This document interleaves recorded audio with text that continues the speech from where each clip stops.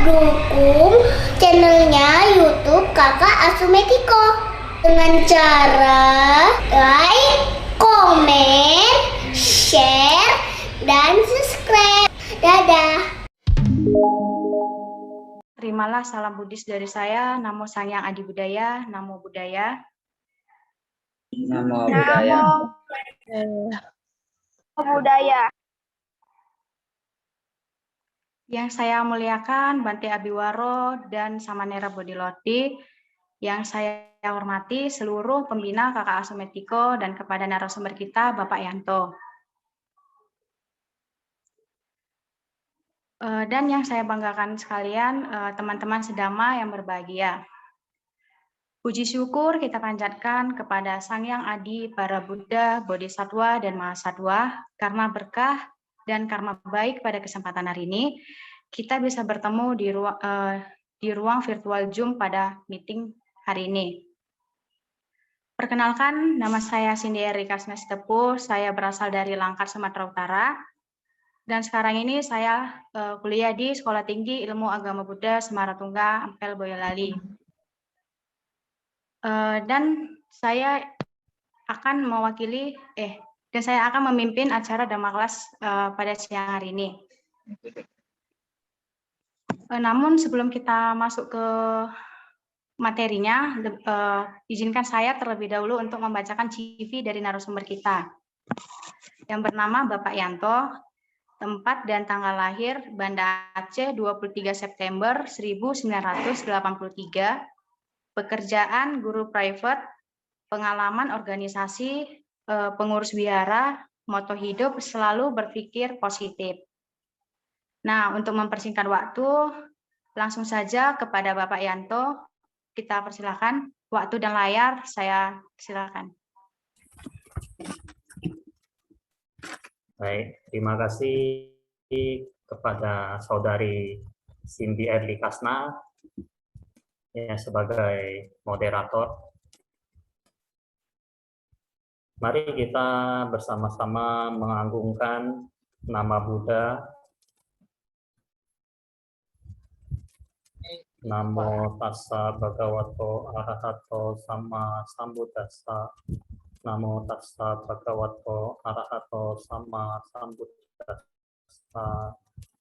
Namo tassa bhagavato arahato sama sambuddhassa. Namo Sangyang Adi Budaya, Namo Buddhaya. Namo Buddhaya. Namo Buddhaya.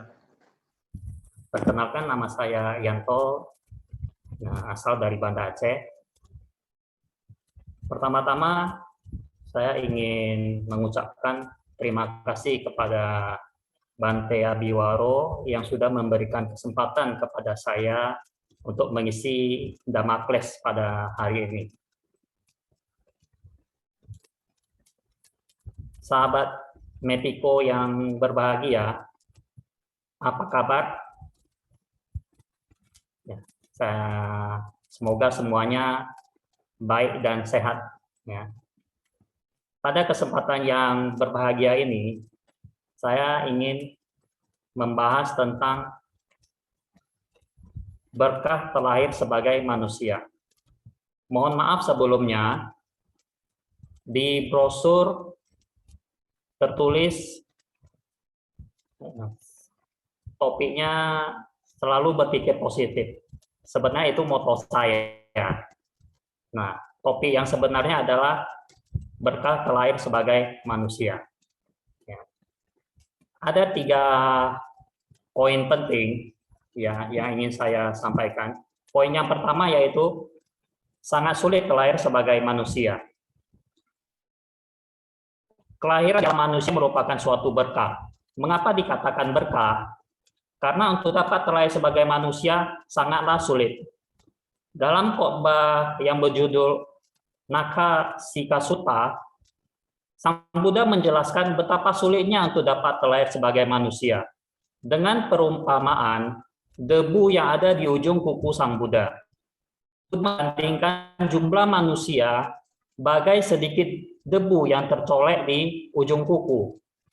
Sedangkan yang terlahir bukan sebagai manusia, sebanyak debu yang ada di tanah. Perbandingan ini tidaklah berlebihan. Bisa kita bayangkan, untuk spesies semut saja, berapa banyak yang ada di rumah kita, yang ada di dinding, di lantai, ya.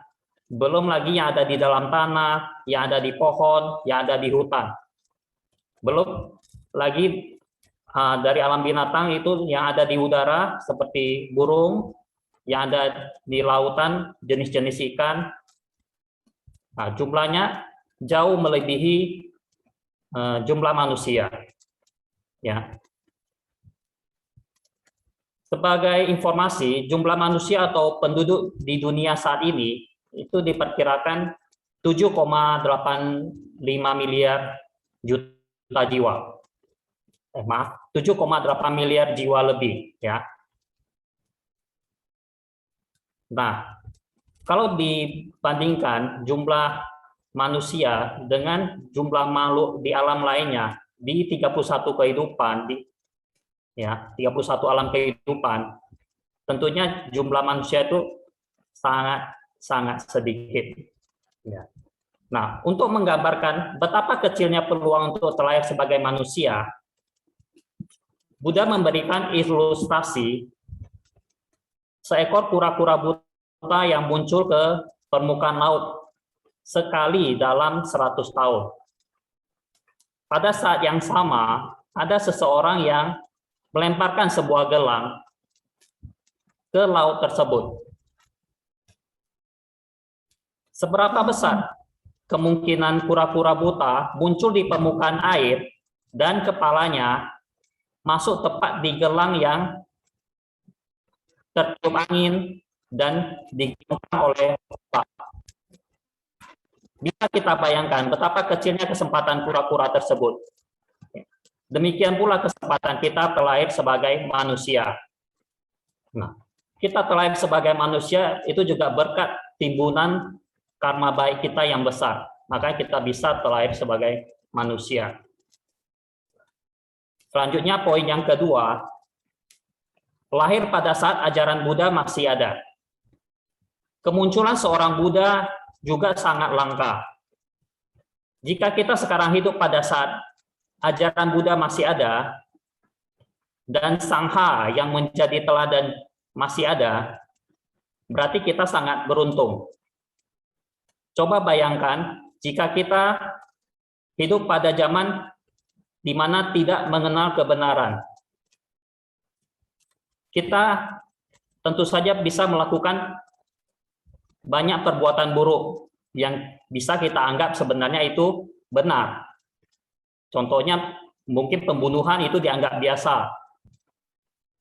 Ya, mengambil barang yang tidak diberikan itu mungkin sering terjadi. Perbuatan asusila, berbohong. Nah, setelah kita hidup di zaman maksudnya pada saat sekarang ini kita bisa mempelajari ajaran dari Buddha Sakyamuni, ya, di mana kita bisa mempelajari sila, ya, tentang etika. Nah, kita bisa melatih diri kita, ya, untuk menghindari pembunuhan, tidak mengambil barang yang tidak diberikan, menghindari perbuatan asusila, dan menghindari ucapan yang tidak benar, dan tidak mengkonsumsi makanan atau minuman yang dapat menurunkan kesadaran. Kita juga dapat mempelajari tentang Cattari Arya Sacani, 4 kesunatan mulia, ya, mempelajari tentang duka, apa yang menjadi sebab duka, yaitu nafsu keinginan, lenyapnya duka, dan bagaimana cara melenyapkan duka, ya, yaitu dengan jalan mulia berfaktor 8. Nah, kita juga bisa mempelajari, memahami ajaran Buddha, yaitu tilakana, 3 corak kehidupan, duka, anicca, dan anatta. Selanjutnya ada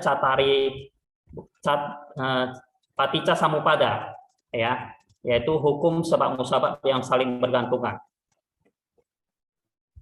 Nah, masih banyak lagi ajaran-ajaran Buddha ya seperti hukum karma dan tumimba lahir dan lainnya. Nah, oleh karena itu kita sungguh bahagia ya bisa lahir pada saat Dhamma atau ajaran Buddha masih ada. Poin yang ketiga yaitu bisa belajar dan praktik Dhamma. Terlahir sebagai manusia di zaman yang masih ada ajaran Buddha sungguh merupakan suatu berkah. Namun berkah terbesar adalah bisa belajar dan praktik Dhamma. Dhamma akan menjadi berkah dan bermanfaat untuk diri kita jika dipraktikkan. Coba bayangkan di antara begitu banyak makhluk di alam semesta, kita terlahir sebagai manusia. Di antara semua manusia kita mengenal Buddha Dhamma dan mempraktikkan ajaran Buddha dalam kehidupan sehari-hari. Ya, kehidupan ini harus kita isi dengan perbuatan baik yang membawa manfaat bagi diri kita, bagi keluarga kita, dan bagi semua makhluk. Sebagai contoh pengalaman saya ya, saya dulunya sekolah di sekolah Buddhis. Nah, jadi setiap Jumat itu ada kebaktian setelah pulang sekolah. Jadi saya terbiasa ya ke wihara untuk ikut kebaktian dan meditasi, berdana, mendengarkan Dhamma, lalu pelimpahan jasa kepada leluhur dan semua makhluk. Kemudian timbul keinginan untuk mengabdi pada wihara sebagai pengurus. Nah, pada titik ini ya, sebagai pengurus kita bisa memberikan pelayanan pada umat, seperti menjadi pemimpin kebaktian atau memberikan dana Dhamma ya, yaitu dana yang tertinggi. Ya, yang tahu kita dalam bahasa Pali, Sapa Danang, Dhamma Danang Jinati. Di antara semua pemberian Dhamma adalah yang tertinggi. Nah, di wihara kita juga bisa meningkatkan kualitas diri kita, seperti mengikuti pelatihan ataupun retret. Nah, di wihara juga kita bisa membantu sesama dengan program bakti sosial, ya, ataupun donor darah untuk saudara kita yang membutuhkan. Bisa juga function, ya, melepas makhluk hidup seperti burung, ikan, ya, dan lainnya. Jadi hal-hal positif seperti ini yang membuat kita bermanfaat untuk diri sendiri maupun untuk orang lain. Nah, sebagai tambahan saya ada satu cerita ya tentang Raja Naga era Kapata. Ada seekor Raja Naga yang bernama Era Kapata. Dalam satu kehidupannya yang lampau, pada masa Buddha Kasapa, Era Kapata menjadi seorang biku pada waktu yang lama. Karena gelisah, ia telah melakukan pelanggaran-pelanggaran kecil selama hidupnya. Dan ia terlahir sebagai seekor naga. Nah, sebagai seekor naga, ia menunggu kelahiran atau kemunculan seorang Buddha yang baru. Era Kapata memiliki seorang putri yang cantik. Nah, dan ia memanfaatkannya untuk tujuan menemukan Sang Buddha. Era Kapata membuat putrinya terkenal ya dengan cara memberikan pertanyaan kepada banyak pria atau pelamar. Bagi siapa yang dapat menjawab pertanyaannya dengan benar, maka ia berhak memperistrinya. 2 kali dalam sebulan atau sekitar 15 hari, Era Kapata membuat putrinya menari di udara terbuka dan kemudian memberikan pertanyaan-pertanyaan. Banyak pelamar yang datang, ya, tapi tidak seorang pun yang dapat menjawab pertanyaan itu dengan benar. Suatu hari, Sang Buddha melihat seorang pemuda yang bernama Utara dalam pandangannya. Sang Buddha mengetahui bahwa Utara akan mencapai tingkat kesucian Sotapati sehubungan dengan pertanyaan-pertanyaan dari putri Ekarapata. Nah, pada saat pemuda itu dalam perjalanan, Sang Buddha menghampiri Utara dan kemudian mengajari Utara bagaimana menjawab pertanyaan-pertanyaan dari putri Era Kapata. Ketika sedang diberi pelajaran, Utara mencapai tingkat kesucian Sotapati. Nah, kemudian Utara tidak memiliki lagi keinginan terhadap putri Ekarapata. Namun, bagaimanapun Utara tetap pergi untuk menjawab pertanyaan-pertanyaan dari putri Ekarapata. Nah, setelah tiba, putri Ekarapata memberikan pertanyaan. Ya, yang pertama, siapakah penguasa? Utara menjawab, penguasa adalah ia yang dapat mengontrol keenam inderanya. Pertanyaan kedua, apakah seseorang yang diliputi kekotoran moral dapat disebut sebagai seorang penguasa? Utara menjawab, seseorang yang diliputi oleh kekotoran moral tidak dapat disebut sebagai penguasa. Pertanyaan ketiga, penguasa apakah yang bebas dari kekotoran moral? Utara menjawab, penguasa yang bebas dari kekotoran moral atau terbebas dari kemelekatan. Pertanyaan keempat, orang yang seperti apakah yang disebut bodoh? Utara menjawab, orang yang hanya mengikuti kesenangan hawa nafsu itulah yang disebut bodoh.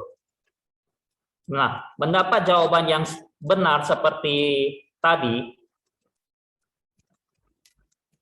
putri naga Ekarapata ya kemudian menanyakan kembali tentang hal-hal yang berhubungan dengan arus hawa nafsu, kehidupan berulang-ulang, pandangan salah, kebodohan, dan bagaimana cara menanggulanginya.